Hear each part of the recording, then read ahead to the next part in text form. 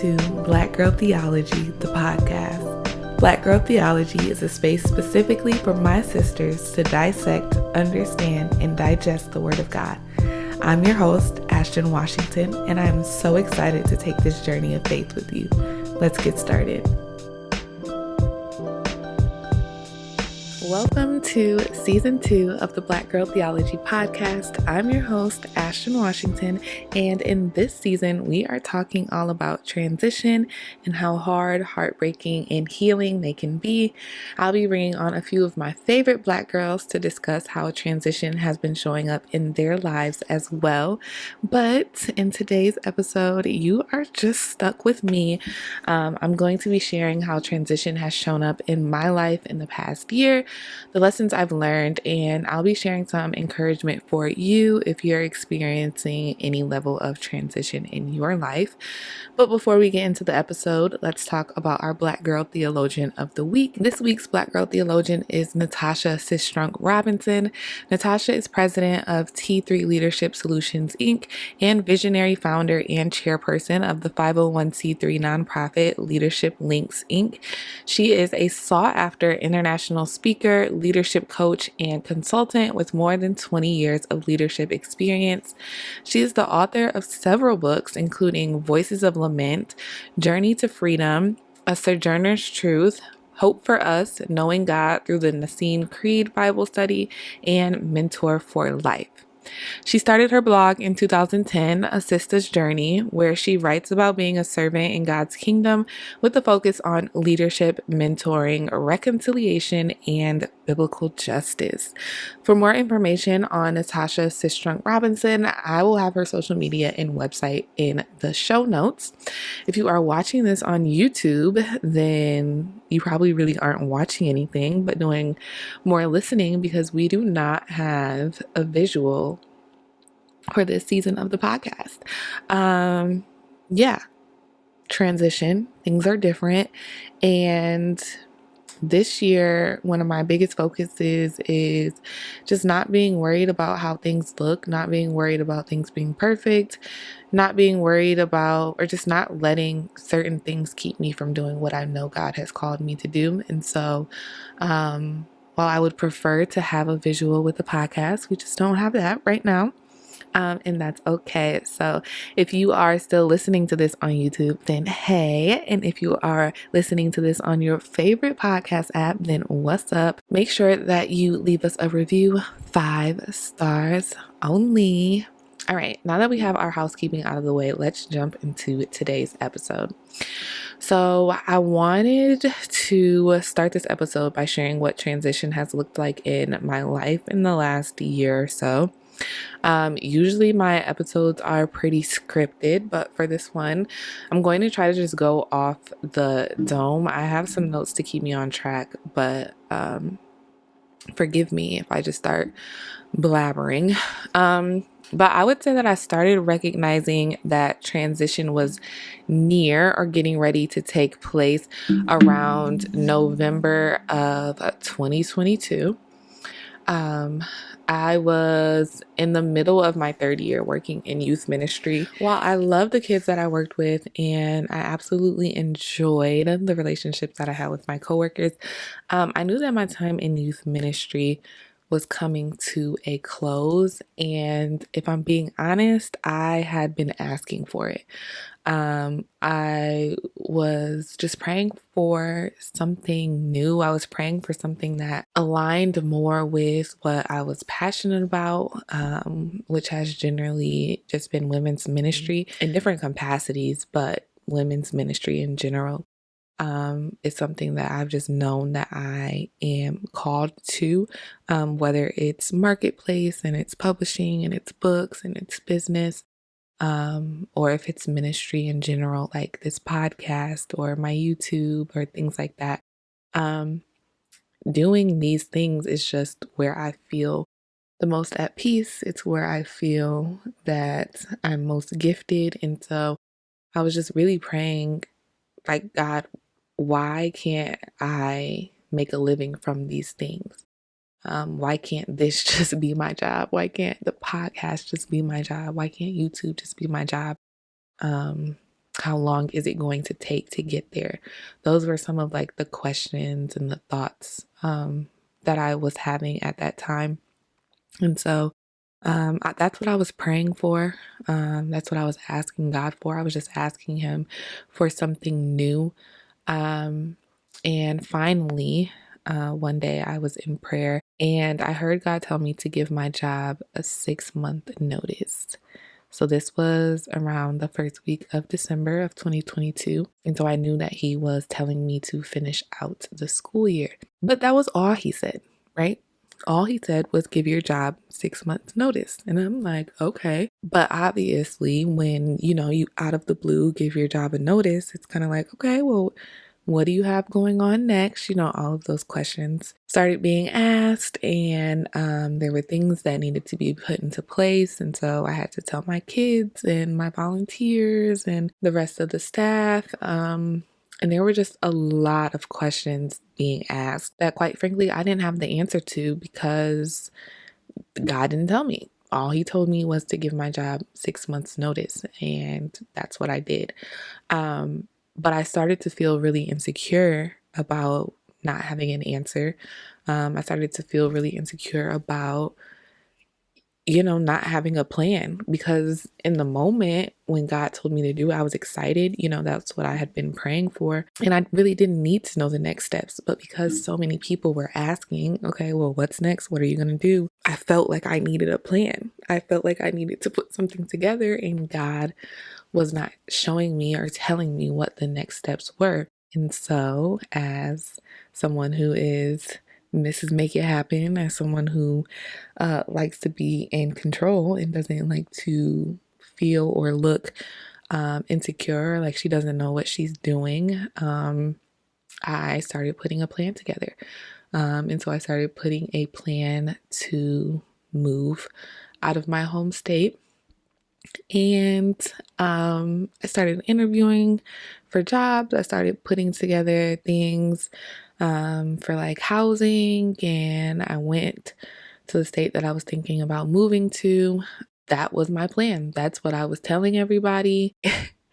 It's so crazy looking back on it now because I was so sure that that's what was going to happen. And not once did God tell me that that was the plan. But He didn't tell me that that wasn't the plan either, right? He just wasn't saying anything. And so I just kept proceeding, and I was interviewing for this job, and I felt that my living situation was secured. And so I ended up leaving my job in June. And around the time that I was planning or hoping to move, the housing situation fell through. And after 4 rounds of interviews for this particular job, I was told that they went with another candidate. And so it was very clear that that wasn't going to work out and that it was time to figure something else out. But at this point, I would be lying if I said I wasn't disappointed and frustrated with God, which is so crazy how we get frustrated with God when He played no part in the plans that we created for ourselves. And so I'm just like, God, like, what am I going to do? Like, I put all of this stuff into place to move, and that wasn't, obviously your hand wasn't on that, or you would have allowed that to happen, but you didn't. So what are we doing? And there was about 2 months of just what felt like nothing. I was applying for jobs. I was trying to figure out if I was going to stay or if I was going to move somewhere else. I was applying for jobs everywhere. I was just trying to figure something out because, again, people had questions. What are you doing? Okay, you left this job. What's next? Okay, you're not moving. So what are you doing? And it was honestly so overwhelming that I constantly just felt like I need a plan. I need a plan. I need a plan. I'm drowning and I don't have a plan, and God is not giving me one. So then there was one day He told me to look for a specific type of job, and something ended up opening up, and I ended up getting that position, and that's where we are today. But there was so much, and there's a lot that I'm leaving out of this just for the sake of, I don't know. Yeah, there's a lot of small details that I'm leaving out just because. Anyway, I don't know. Not having notes is hard for me. But I guess I can talk about what I learned about myself during this year of transition. The first thing that I learned is that I have an issue with not being in control. And the second thing that I learned is that while I thought I was over it, I still have a lot of people-pleasing tendencies, especially when it comes to people that are close to me, or people that I'm in regular communion with. And the fact that God gave me an instruction, I didn't know anything else. I didn't know what was going to come next. God gave me step A, but didn't give me anything else. But because other people had questions, right? I didn't even have the questions. I was like, okay, God's telling me to do this, and I know He has everything else figured out, even if I don't know it. So I wasn't the one with the questions. It was everyone around me with the questions.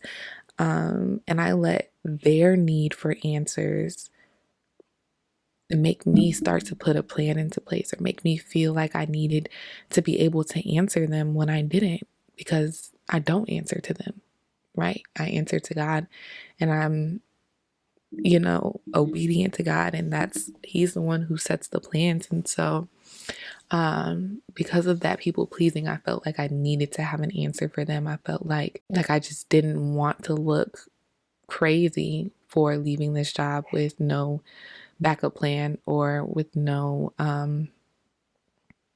other option. And so that was really a hard lesson to learn, because I think I ended up in a place that I didn't have to be in, because I set a plan in motion that God hadn't instructed me to. And there were also things that I learned about God during this time. One being that His plans are so much greater than mine. And yeah, there's so much that I've learned. And while I desperately wanted, and still do want, to move out of my hometown, I know that there's a reason. I've seen reasons why He's keeping me here. I've seen relationships that needed to be worked out. I've seen opportunities for mentorship, for people to mentor me and for me to mentor others. And so I just believe that this time that I'm still here is necessary, and that it's a time of preparation. And so I'm just grateful. At the end of 2023, I wrote a post that said, "Shout out to God for giving me nothing that I wanted this year, but everything that I needed." And I'm so grateful that even after all of the frustration and literally feeling like I'm drowning and nights crying myself to sleep, like, I'm just so grateful that I ended that year in that posture, in that position of knowing that God's plans are so much greater than mine, that His redirection is protection, that rejection is protection. And that, I think the other thing that's such a blessing is that no matter what decision we make, we really can't mess it up. I think we put so much emphasis on our decisions, or if we're at a fork in the road, we spend so much time not making a decision because we're trying to figure out what's the right decision. And we spend so much time trying to fast and pray and figure out what's the right decision. Do I go right and do I go left? And this season has made it so clear to me that no matter if I go right or no matter if I go left, God is directing my steps. And if I go right and it was the wrong choice, God can reroute me, right? I think there's a quote that says something along the lines of, "You are not smart enough, or you are not dumb enough to mess up God's plans for your life, right? It's already written. Our days, our steps, everything is already written. It's already ordered. And so like everything was written. Your story, my story was written before the beginning of time, which means that we're literally just walking out a story that was already written. And so that gives me so much peace in knowing that I really can't mess this up, you know? Like God is really working all things together. And so, yeah, that's one of the things that I learned about God. And the other thing that I wrote down, which is kind of what I just said, is that God is not surprised by decisions we make, nor are his plans for us interruptible. And when I was writing this, I was just thinking about Jonah and how he made the wrong decision, right? God told him to do something and he decided to go the other way. And he finds himself on this boat, and then there's a storm. And after the storm, because of the storm, he gets thrown off the boat, right? But instead of drowning in the water, he gets swallowed up by a fish. Like, it's all of this stuff that just makes me realize that God is going to get you to where you are supposed to be. Like, the destination doesn't change no matter how many wrong turns you take. The GPS just keeps rerouting you because you have to get to the destination. And that's what God is doing. He's continuously rerouting. Detour sign here, roadblock here, turn around, baby. You can't go this way. Like, there obviously obedience is important, right? Obedience is better than sacrifice. But sometimes we get so wrapped up in our own head. Like, I don't know if I'm making the right decisions. I don't know if I should go to this college or this college. I don't know if I should take this job or this job. And it gets to the point where it's really like, just make the decision, right? As long as God is not saying no, like, don't do that. Obviously, don't be disobedient. But in a lot of cases, just make the decision and God will reroute you if he needs to. His plans for us are not interruptible. We are not smart enough. We are not powerful enough to change or rewrite the plans of God for our life.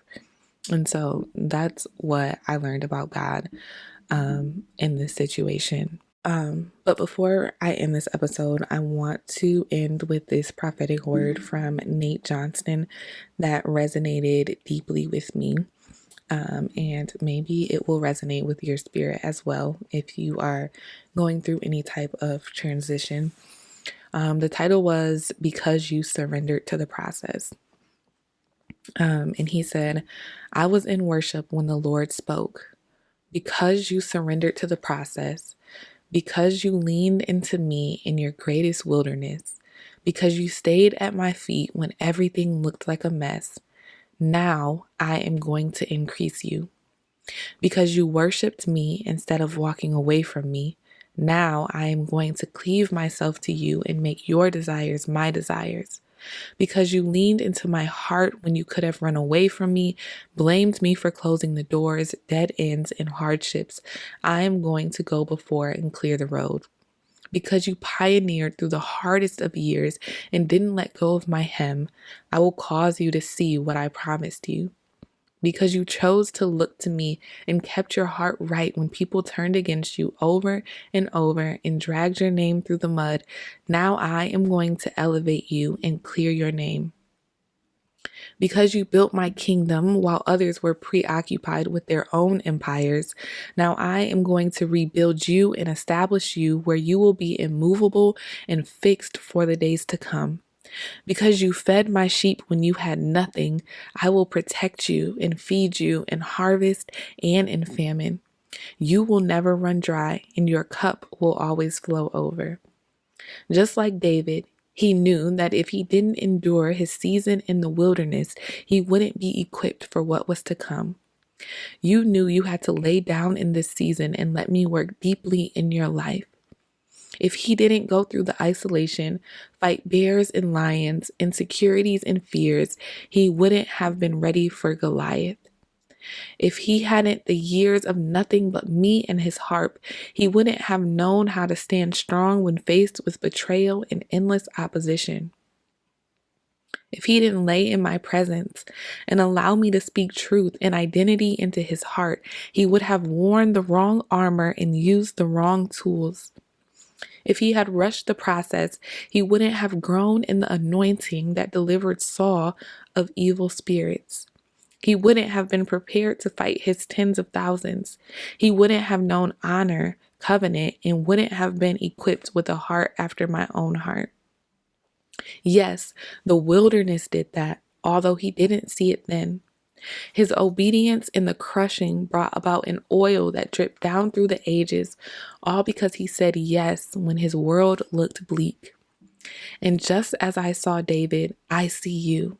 I see you. I see your clean hands, although you feel dirty. I see your pure heart, although you feel faulty. I see your worship, though you just see the complaining. I see your strength, although you feel weak and flawed. I see what you have been through. I see the wilderness season you have walked through that looked like death, but it was not death, but the midnight before a new beginning. It felt like the season your world fell apart, but in reality, it was the season that I unlocked many locks, broke many chains, and uncoiled the snake from around your heart and destiny. Yes, you have been in the dirt, in the place of death to your old man that has been trying to hold on and keep you stuck in the cycles and methods of man's ways and fruitlessness. But can you see how I have placed a discontent in you for what you were and where you were? It was I who put a bad taste in your mouth to the subtle traps and slow setting poisons that would render your life powerless and ineffective. It was I who made you long for more than what you had settled for, and you jumped into the unknown, knowing you just couldn't stay there anymore. You still see broken, but I see a firm foundation to build upon. You see weariness, but I see a heart uncluttered from bondage that has tried to wrap itself to you for generations. You have been through the fire and stood. You have walked through the waters and have made it through. For in the years to come, I am going to teach you how to shift from survival to thriving again. I feel like this episode was all over the place, and I don't even know if it was helpful. But as always, my hope is that even if you do not learn something new at the end of every episode, that what you do walk away with is the language that you need to share these truths with people you encounter every day. Because that's our call as believers. Our commission is to make disciples, baptizing them and teaching them to do all that Jesus commanded. And that, my friend, is what it takes to be a Black girl theologian. Until next time, bye.